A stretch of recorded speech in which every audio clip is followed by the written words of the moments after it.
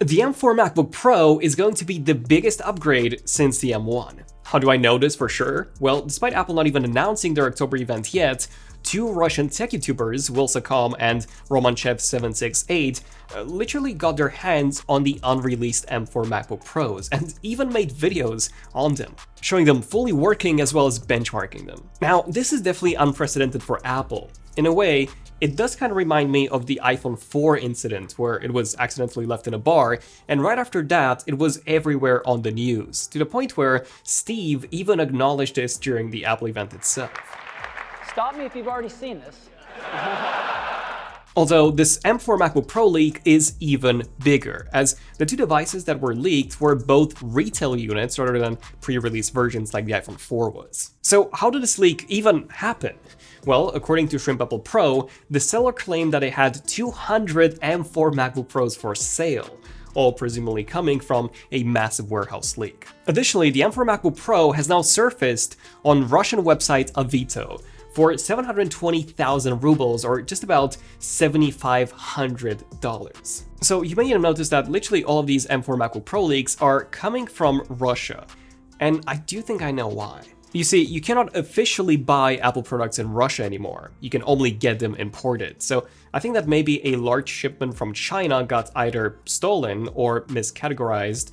Then it got purchased by one of these third parties who imports Apple products into Russia, and then further resold to customers either intentionally or accidentally ahead of their release. And this is just my theory, so I would love to hear your thoughts on what you think happened. But okay, is this leak actually legit?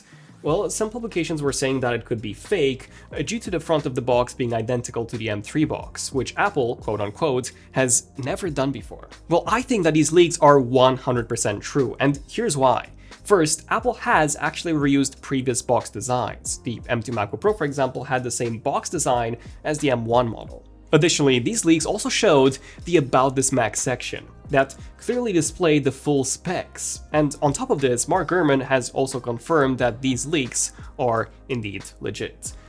So yeah, guys, they're real. Now, if you're planning on buying one of these new M4 Macs, I highly recommend using a tool that ensures it always runs at peak performance. Ever since my 2011 13-inch MacBook Pro, I've relied on Clean My Mac, and they've just launched their biggest update yet. Now simply called Clean My Mac, the first thing you'll notice is the stunning new UI, which is even cleaner and aligns with their Clean My Phone app design. But it's more than just a new look. Cleanup now removes 27% more junk, whilst also being easier to find duplicates and similar photos to delete. Smart Scan has been upgraded to Smart Care, offering more, including removing duplicate downloads and updating apps. But my favorite new feature is the Assistant, which shows my MacBook's health with a sleek icon that actually matches my model. Declutter and optimize your Mac with Clean My Mac, and also get a free 7-day trial by using the link below. But okay, what are the main upgrades here aside from the M4 chip, which I'll cover in a second? Well, there are 4 pretty big upgrades. 1, the color, 2, the ports, 3, external monitor support, and 4, the memory. Color-wise, it looks like the base M4 MacBook Pro would now come in space black, something that before, with the M3 models, it was reserved for the M3 Pro and M3 Max chips only. And I think that's great. I currently use an M3 MacBook Air as my main computer, and if I were to ever go back to a MacBook Pro, I would just get the base model, as I just don't need that extra performance of the Pro chip. So being able to now get that in my favorite color, or non-color, is awesome. Which brings me to the ports. The M4 MacBook Pro now comes with an extra Thunderbolt port on the right, matching the port configuration of the M3 Pro and M3 Max models, which means that you can charge it from either side now and also use 2 external displays with the lid open. We already knew that the M4 chip had an extra Thunderbolt controller, so I was hoping that we would finally be able to drive 3 displays now. That's 2 external plus the MacBook's own display, Well, now we know this for sure, as Roman Chev showed this in a follow-up video, how he was able to connect 2 external monitors to the M4 model, all whilst still powering the internal display. For me, this is literally the biggest upgrade. I just hope that it also comes to the M4 MacBook Air next year, although I wouldn't be surprised if Apple decides to software lock the MacBook Air from running 2 displays at the same time with the lid open in order to push more people towards the MacBook Pro. And the fourth main upgrade, aside from the M4 chip of course, is the RAM. We are now getting 16GB of RAM on the base model, up from 8, which is really how it should have always been on a MacBook Pro. We ourselves had a ton of issues with the base M3 MacBook Pro that we had last year, with Final Cut constantly freezing and crashing due to the lack of memory. And some apps, like Blender by the way, had no support for ray tracing on the 8GB of RAM model. And I even ended up talking directly to Apple, which reached out, in order to diagnose and, help them fix these issues, which up until a few months ago, when we last tested the M3 MacBook Pro, they sadly still persisted. So, all in all, this M4 MacBook Pro is pretty much on par with the high-end chip models, which is really how it should have always been. You get the same device with the same ports, the same external monitor support, just with the base chip. Which brings me to the M4 chip's performance. So, based on the benchmarks from the leaked videos, the M4 MacBook Pro scores 3,864 for its single-core performance. That is 6% higher than the M4 iPad Pro and a whopping 25% higher than the M3 MacBook Pro. What's even more impressive is its multi-core performance. The M4 MacBook Pro scores 15,288. That's 16% higher than the M4 iPad Pro, which shows how much difference active cooling makes, 32% higher than the M3 MacBook Pro, and to my surprise, it is even 9% higher than the binned M3 Pro MacBook Pro, all whilst matching the performance of the unbinned M3 Pro chip. But how is this even possible? Well, the unbinned M3 Pro chip has a 12-core CPU with 6 performance cores and 6 efficiency cores. The M4 chip only has 10 CPU cores, 4 performance and 6 efficiency, which means that we get the same performance with 2 less performance cores. Now, to keep things simple, let's assume that the efficiency cores are identical in performance to the M3 Pro's efficiency cores, and only the performance cores are faster. In this case, we get a 50% higher performance per P-core compared to the M3 Pro. So I put these numbers into ChatGPT's new O1 model, which features their latest mathematical reasoning, just to give us some ideas of what numbers we could potentially see for the M4 Pro and the M4 Max. Okay, so even if we assume that the M4 Pro would still have the exact same number of cores as the M3 Pro, at 6 performance and 6 efficiency, ChatGPT estimates around 20,400 points for the multi-core score. However, it could even be higher than this if we do get more cores, which I do think we absolutely will.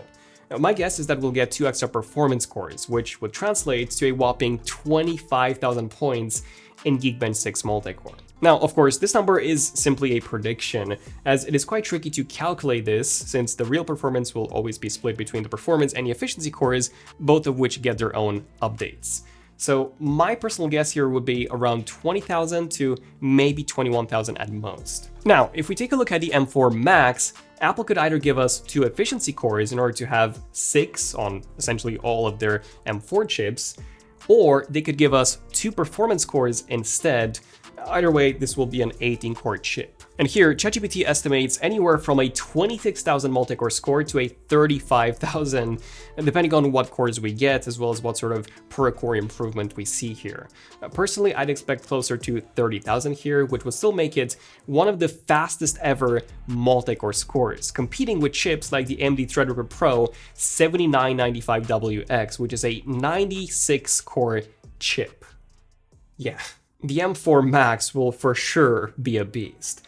But you know what else is a beast? Our latest wallpaper specs for October. We've got Autumn Aura by our own Zara Vasey, Radiant Reflections by Michael Swengel, Spooky Shadows by our new creator Cheese, Midnight Metropolis by me, and Shaded Shapes by Hanae. We now have over 120 packs with over 1,200 wallpapers, all of them in 8K, which you can now also get through our brand new lifetime purchase option, where for a single payment of $34.99, you get everything in the app past and future, as well as present of course, with no subscriptions or ads. Okay, now back to the M4 chip. I haven't even talked about the GPU performance yet.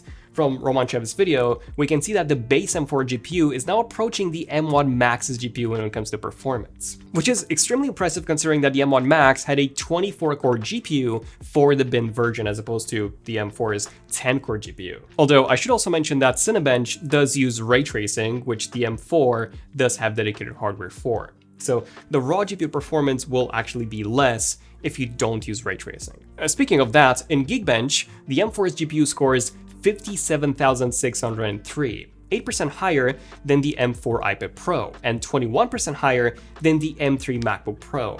Although compared to the M3 Pro MacBook Pro, it is 16% lower due to only having 10 GPU cores as opposed to 14. And I haven't even talked about the AI performance, which is also about twice as fast as the M3's. So all in all, this M4 MacBook Pro is really the biggest performance jump since the M1. The only things that you should be aware of are, number one, the price will likely go up. I would be really surprised if Apple keeps it the same, given all the upgrades. And number two, it's already been 3 years since Apple introduced this current MacBook Pro design.